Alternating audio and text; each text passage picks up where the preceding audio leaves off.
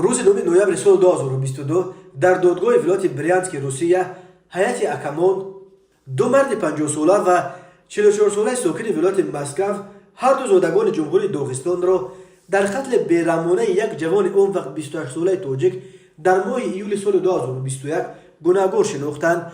دادگاه باید اکنون روز 7 نوامبر در جلسه نوبتیش حکم این دو نفر را اعلام کند.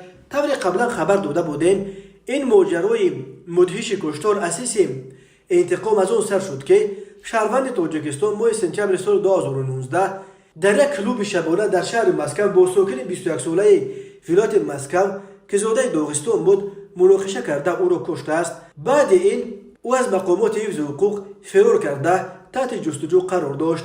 سال بعد پدر جوان کشته شده الخان زینلوف در شهر مسکو دو مرد اون وقت 43 و 38 ساله زاده داغستان را پیدا کرده به آنها در عوض پیدا کردن و کشتن قاتل فرزندش پول پیشنهاد کرده است.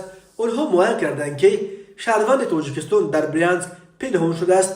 بعد معلوم کردن محل بود و باش او آنها با مقصد کشتن جوان تاجیک با ماشین به برینسک آمدند. سپس آنها شهروند تاجیکستان را به ماشین خود بار کرده به یک جنگل در حدود ناحیه برینسک بیرون از شهر برده با اسکوچ خلطه سر او را محکم بستند و شهروند تاجیک را زنده به زنده به یک چخوری قبلا کنده شده انداخته به بالایش خاک ریختند.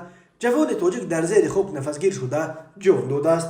یکی از این سه نفر متهم به قتل بیرحمانه جوان تاجیک به همکاری با تفتیشات راضی شد و دادگاه او را الکی به 11 سال محبس نظامش سنگین محکوم کرد.